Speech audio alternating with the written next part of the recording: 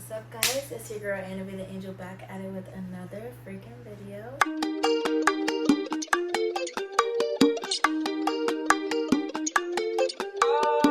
And in today's video, it is going to be the very first episode of the Angel Astrology.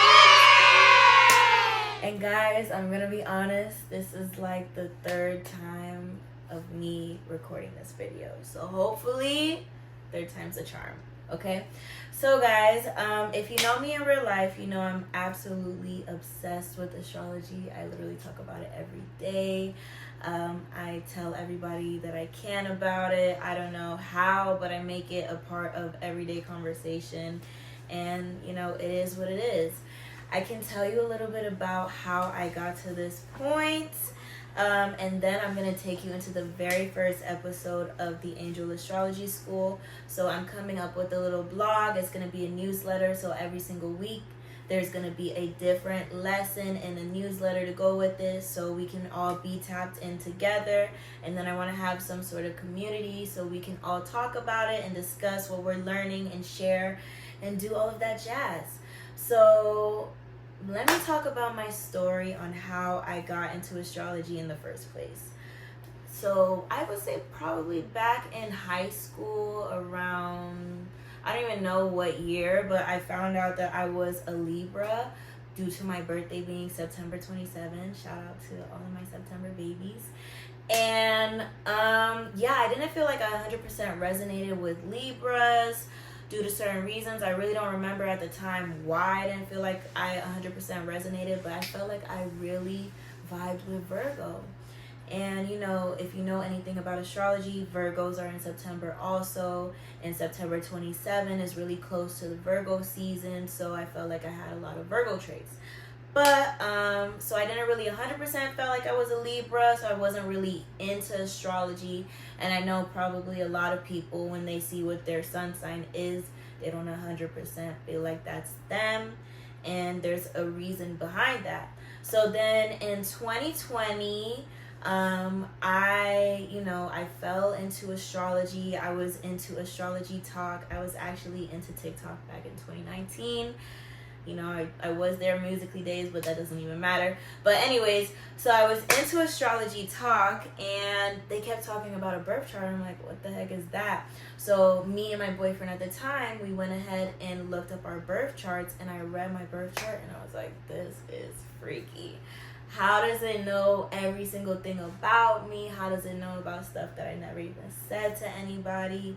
It was really weird. So then I started doing a lot of research, and I started reading more about my birth chart, and I got all these different apps. I got all these different things, and I was like, wow, this is so crazy.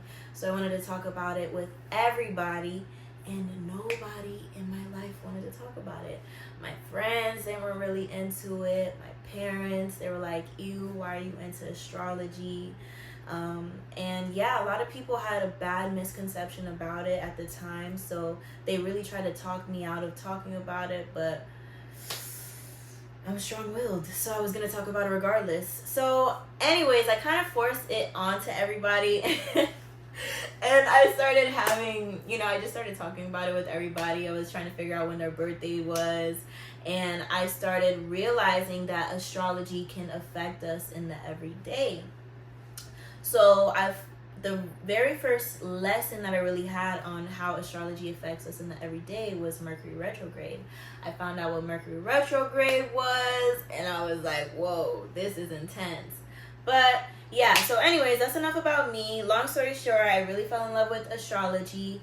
And when I would explain it to my parents, they're like, why are you so into it? I'm like, honestly, this really didn't come out in 2020 when I discovered it. I really live by the saying that there is nothing new under the sun. So astrology really came out a really long time ago, and this was a science that was studied through the eons, and it was passed on through history. So I started doing more research, and I am low-key a history junkie. So long story short, this is how we're here. Welcome to the Angel Astrology School. Okay, so this is the very first lesson. I decided to do my research and I want to share it along with you guys. And so this is my astrology guide. And the very first lesson is going to start in Mesopotamia.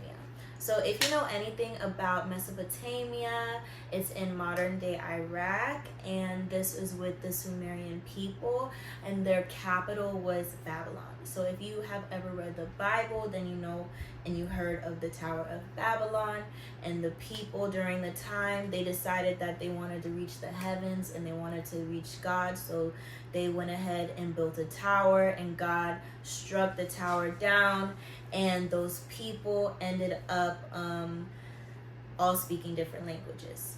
But that is a little bit about this, the Tower of Babylon. And anyways, the very first time that astrology was ever practiced, or the study of the stars was ever practiced, was during the time in Babylon, and during the second millennium BCE. So if you know anything about BCE, that is before Christ, so that was a really long time ago. During that time, the people used the stars and the planets to take it as omens from the gods, and they determined what that meant. And the only people during that time that were able to determine what the stars and planets meant were the priests.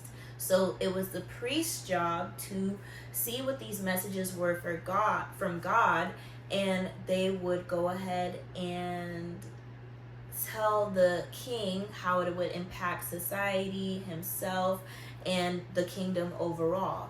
And during that time, the Sumerians were super obsessed with time. So they had two different calendars at the time. They had the lunar calendar and the seasonal solar calendar. The lunar calendar was a 30-day calendar, and it was practiced by the moon god Nana. And she was basically a 30-day lunar calendar, and it wasn't 100% set because the lunar calendar was based off of the cycle of the moon. So their day would start at night.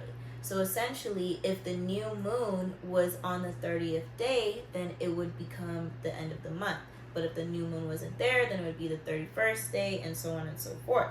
And then the seasonal solar calendar was by the sun god Utu. I guess that's how you say his name. And basically it was just the seasons: fall, spring, summer, blase blase. Okay, so during the time when the cycles of the sun, the rising, in the setting of the stars and the planets aligned with the lunar time, it was considered a very fortuitous time. It was considered a great time for the kingdom and all of that stuff. However, on the contrast, when the sun, the rising, and the setting of the stars and the planets were not in alignment with the moon, then it was considered a very bad time for the kingdom. So, as time progressed, Sumerian astrology and the base of astrology that we know today is still what we use. And essentially, the Sumerians got overtaken by the Akkadian people. Now, if you know anything about the Akkadian people, these people were from the mountainous region of that area, and they brought their knowledge to the Sumerian people. Now, there is a bunch of conspiracies about the Akkadian people and where they got their information from. If you want to spend some time on your own research, I would suggest reading the Book of Enoch. Now, the only reason why we know so much about the Sumerian documents today is because everything that the Sumerian people transcribed was translated into Akkadian. And so the Akkadians created something called the cuneiform tablets. Now, I don't know if you know anything about your history classes in 6th grade, but the cuneiform tablets were made out of clay from the river. And essentially what would happen is they went and copied and transcribed all of what the Sumerians knew into the cuneiform tablets. So there's about 68 to 70 cuneiform tablets, and this is the base foundation of astrology, and it's about 6,500 to 7,000 omens. So the Babylonian astrology then becomes canon. So during this time, the Babylonian astrology translated from the 6,500 omens to the basic 66 stars and planets, which became the base of the astrology. And so it was based off of the EAE, and the three gods were Enuma, Anu, and Enlil. And we'll get into their chapter later. But essentially, each of them had their own place and like placement on the earth and all of that stuff. And it is to be believed that later on, the cuneiforms were compiled into the canonical form, and that was about between 1595 BCE to 1197 BCE, and that was during the cassette era. Now, before that time, there were earlier versions of the cuneiform tablets and all of that stuff, and that was during the Old Babylonian era. That was about from 1950 BCE to 1595 BCE, okay? So, another well-known part of the Babylonian astrology and a very base of our astrology, there's going to be a huge chapter on this, is called the Mulapin.